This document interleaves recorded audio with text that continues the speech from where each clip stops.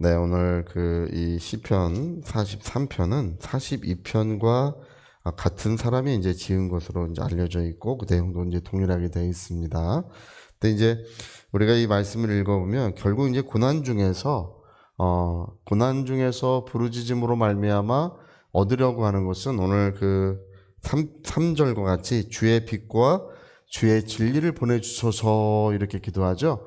하나님, 내가 고난 중에 있습니다. 주님의 빛과 주님의 진리를 보내주소서 이렇게 기도하는데, 우리 요한복음에 보니까 나는 세상의 빛이다 예수님이 이렇게 말씀하시고, 또 나는 진리다, 길이요 진리요 생명이다 이렇게 예수님이 말씀하십니다. 결국 우리 인생의 모든 해답은 예수님에게 있습니다. 근데 많은 사람들이 예수님이 우리 인생의 해답인 줄을 깨닫지 못하고, 뿐만 아니라 그분의 은혜가 얼마나 소중한지를 모르고 사는 사람들이 많습니다. 은혜를 받았다고 하지만 은혜를 헛되게 받고, 독일의 디트리 본 회포 목사님, 이제 그분은 값싼 은혜, 그 얘기를 해서 값싼 은혜를 너무 값싸게 여기고 있다.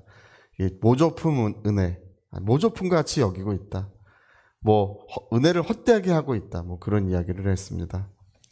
저는 이제 그 말씀이 굉장히 우리가 깊이 새겨야 된다고 저는 생각하고 있습니다. 우리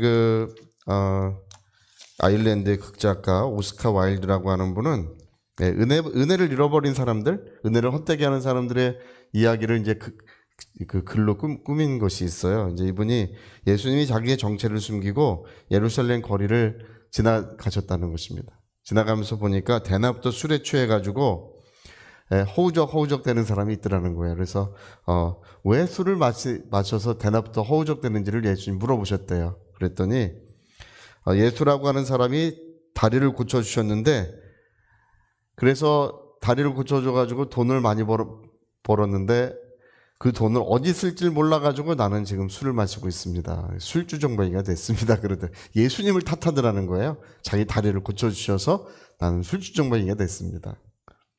그래 또 한참 가다 보니까 길 가는 여성들에게 연신 추파를 던지는 사람을 만났대요.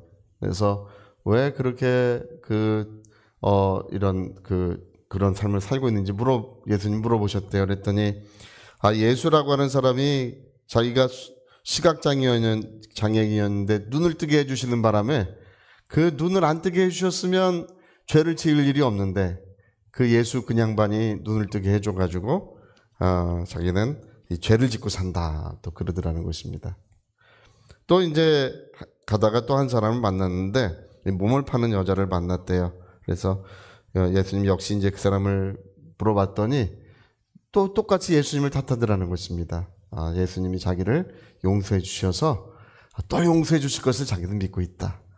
계속 용서해 주실 것을 믿고 자기는 죄악된 삶을 살고 있다고 이렇게 이야기를 이제 했다고. 우리 오스카 와일드라고 하는 분이 이런 이야기를 쓴 이유가 뭐냐면 은혜를 헛되게 하는 사람들의 이야기입니다. 은혜를 헛되게 하는 사람들의 이야기. 사도 바울은 말하기를 하나님이 내게 주신 은혜를 헛되게 하지 않기 위하여 자기는 자기 생명을 다하여 자기의 삶을 다하여 주님의 일을 감당했다고 그렇게 고백하고 있지 않습니까? 내게 사는 것이 예수 그리스도시다. 내가 육체 가운데 사는 것은 나를 사랑하여 자기의 몸을 버리신 그분을 믿는 믿음 안에서 내가 육체 가운데 살고 있노라고 그렇게 고백하지 않습니까? 과연 하나님의 은혜가 얼마나 소중한지, 또 그분이 나의 빛 되시고 그분이 나의 진리가 되셨다는 이 사실이 얼마나 감격스러운지 그것을 지키며 살아야 될 줄로 믿습니다. 제가 춘천에 어떤 목사님을 그 전에 만난 적이 있어요. 그분 목회를 참 훌륭하게 잘 하시는데 제가 이제 대화를 나누다 보니까 그 이야기를 하시더라고요. 예수님이라고 하는 분이 빛이고 생명이시잖아요. 우리의 진리가 되시는데, 근데 설교를 할 때 예수님에 대해서 그 예수님이라고 하는 말을 그렇게 잘 말하질 1년 내 설교에도 몇 번 말하질 않았다는 것을 발견하게 되셨대요. 그래서 설교를 한 번 할 때마다 예수님을 50번 말해야 되겠다. 50번 이상. 그래서 설교 한 번을 할 때마다 예수님을 50번 이상 맞았대요. 그 1년이 지나자 그 교회가 하나님의 그 은혜의 물결이 충만하게 일어났다고 이렇게 간증을 하시더라고요. 할렐루야. 여러분, 예수님이 빛이고 예수님이 진리고 예수님이 생명이십니다. 그 예수님을 말할 때 우리가 어둠이 물러가고 예수님 말할 때 생명이 풍성해지고 은혜가 충만해지는 것입니다. 하나님의 사랑의 물결이 임하는 것입니다. 그 전에 암에 걸린 어떤 분도 이제 그 암이 너무 중해서 이제 얼마 있으면 세상을 떠납니다 하고 이제 병원에서 시한부 판정을 받았어요. 근데 누군가 가르쳐 줬어요. 예수님이 빛이고 생명이다. 예수의 이름을 불어라. 그래가지고 그분은 앉아가지고 예수의 이름을 계속 종일 예수여 예수여 예수여 예수여 예수여 예수여 계속 부르고 다니는데 암이 다 없어지고 말았어요. 할렐루야. 여러분, 정말 예수님이 나의 빛이고 나의 생명이십니까? 예, 그리고 그분의 은혜가 얼마나 소중합니까? 얼마나 소중합니까? 오늘 사람들이 주님의 은혜를 헛되게 하는 인생을 살고 주님의 은혜를 헛되게 하는, 정말 그것이 얼마나 소중한지를 모르는 그런 사람들이 얼마나 많은지 모릅니다. 제가 얼마 전에도 어떤 분을 만나서, 어떤 목사님을 만나서 대화를 나누다 보니까 요즘에 코로나의 영향으로 그 교회를 다니지 않고 인터넷으로 예배를 하는 사람들이 굉장히 많아졌대요.